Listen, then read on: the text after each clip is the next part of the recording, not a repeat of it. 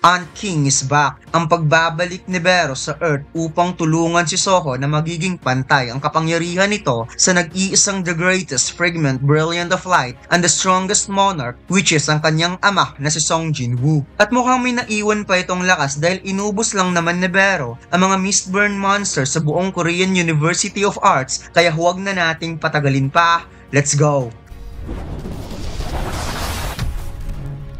Nagsimula ang chapter na ito kung saan ipinaalam sa lahat na nagkaroon ng dungeon break sa loob ng Korean University of Arts, kaya hiniling nila sa lahat ng mga civilian na kaagad mag-evacuate within the area. Nakapasok ang mga soldiers sa loob ng university, ngunit sumindi lamang ito ng sigarilyo dahil ang tangi lamang nilang magagawa ay manood na namamatay ang mga tao. Kaya napamura ang isang soldier kung kailan kaya darating ang mga hunters na ipinadala ng Hunter Association. Naayon pa ng isang soldier na mukhang matatagalan pa ata kapag mag-a-assign ng association ng isang B-rank hunter or above. Kaya napakomento ang soldier na naninigarilyo na wikang B-rank. Mukhang ayon sa report, ang gate na ito ay isang B-rank. Tugon ng kasama niya na nagbigay daw ng consideration ang Hunter Association dahil the fact na ang mga hunters ay na-infected. Nakita ng soldier sa tablet niya ang lineup ng mga hunters at napansin niya ang isang C-rank hunter tank na si Kim Jung-soo, kaya siya ay nagdududa kung pati ang C-rank hunter na ito ay kasali sa mga hunters infected.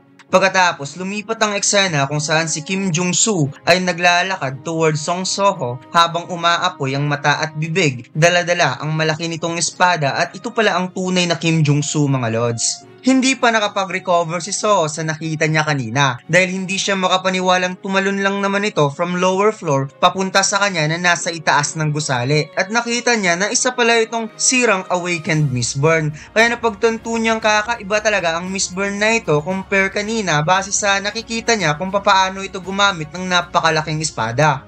Subalit, inisip ni Soho na nag-level up naman siya a moment ago, kaya possible na may chance siya na makipagbakbakan ng sabayan sa isang sirang awakened monster.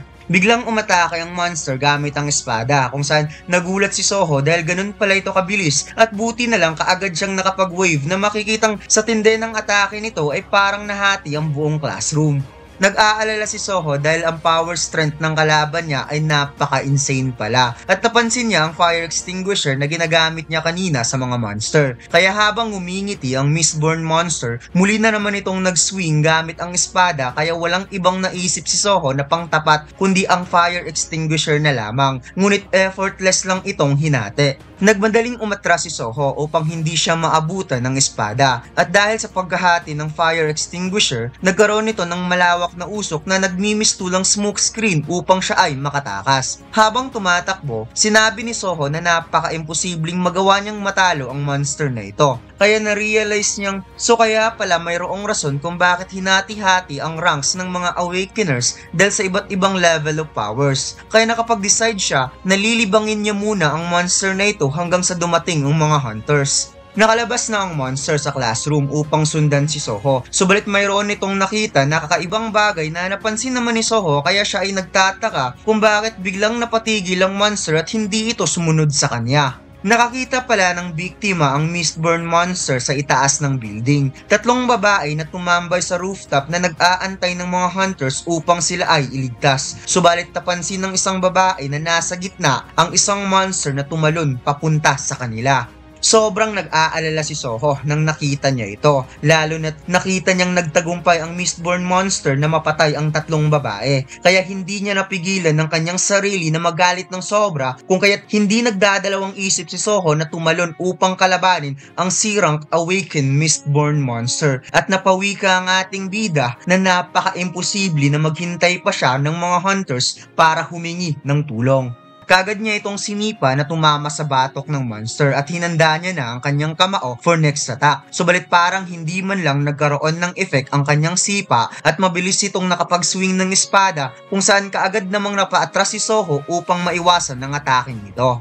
Habang tinitingnan ng ating bida ang damage na nalikha ng monster, na-realize niyang kahit single hit lang ang tumama sa kanya ay pwede niya nang ikamatay. Subalit kahit anong mangyari, hindi niya ito papayagang makawala. Nagsimula na namang nag-engage ng pag-atake ang Mistburn Monster, kung kaya't naghanda na rin ang ating bida upang mag-unleash ng napakaraming suntok na parang nag-alamang kay Luffy itong si Soho mga lods gamit ang Gatling Gun Punch. Nag-counter ang kalaban gamit ang espada, ngunit minaigi lamang itong iniwasan ni Soho na parang ang mga mata nito ay nakapasok na sa zone sa sobrang bilis na nito kung gumalaw. At dito'y nakakita ng pagkakataon si Soho mga lods upang makapag-counter ng power punch with 1-2 combination at sinundan pa niya ito ng napakatinding knee kick na direktang tumama sa mukha ng monster. Ngunit ang espada nito ay nakahanda na pala at hinihintay lang ng monster na mag-counter ang ating bida, kung kaya't isang napakatinding slash ang natanggap ni Soho na sobra talaga niyang ininda to the point na napasukan ng dugo ang ating bida. Sobrang lakas ng paghampas ng monster gamit ang kanyang espada, dahilan kung bakit tumalsik si Soho at dumikit sa pader, kung kaya mas lalo siyang napasukan ng dugo dahil dito. Habang nakaupo ang ating bida sa gumuguhong pader, nilapitan siya ng monster at kasalukuyang nasa 1 out of 140 na lamang ang health ni Soho at isang atake na lang mamamatay na ang ating bida. Kaya sinabi ni Soho na sinuwerte pa rin siya at alam niyang hindi papayag ang system na siya ay mamamatay, kung kaya't muli siyang tatayo upang subukang lumaban.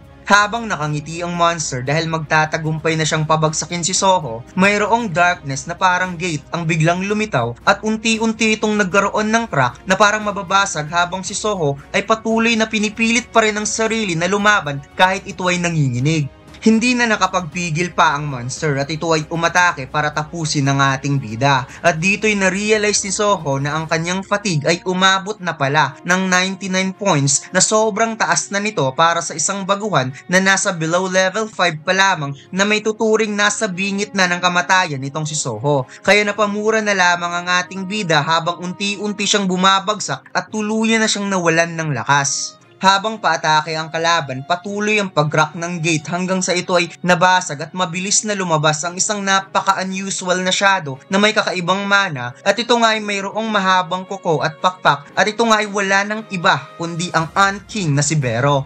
Kung kaya't habang pinapakawalan na ng Mistburn Monster ang kanyang atake gamit ang espada, biglang bumagsak ang isang napakalakas na puwersa na pumutol sa braso nito. Bago pa tuluyang nawalan ng malay si Soho, nakita niya ang figure ng isang kakaibang ant at napansin ni Bero na nawalan ng malay si Soho, kaya kaagad niya itong pinagaling gamit ang kanyang healing skills at napawikang hindi pa huli ang lahat. Tumawa ang Mistburn Monster na nasa likod ni Bero, kung kaya't uminit ang ulo ng insekto at umapaw ang napakalakas nitong kapangyarihan at napawikang ikaw pala ang mababang uring pesticide na nagawang saktan ang kanyang kamahalan. Dinaanan lamang ito ni Bero at sa isang iglap wasak ang katawan ng monster na parang hinati-hati ito ng ilang beses at iniwan na lamang ang lower body.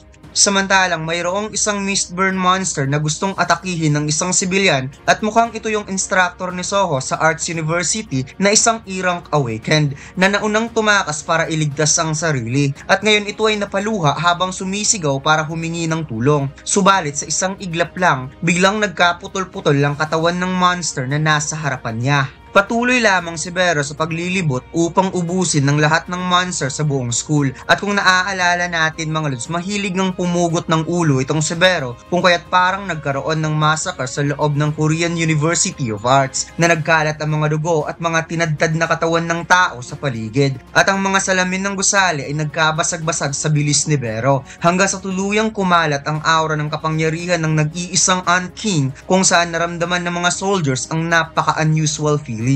At dito'y lumuhod si Bero sa harap ni Soho na makikitang wala pa ring malay at napawika ang Ant King. It's been a while, young monarch. At dito lang nagtatapos ang ating kwento mga lods. Huwag mo sanang kalimutang mag-like, comment at mag-subscribe sa ating YouTube channel at mag-follow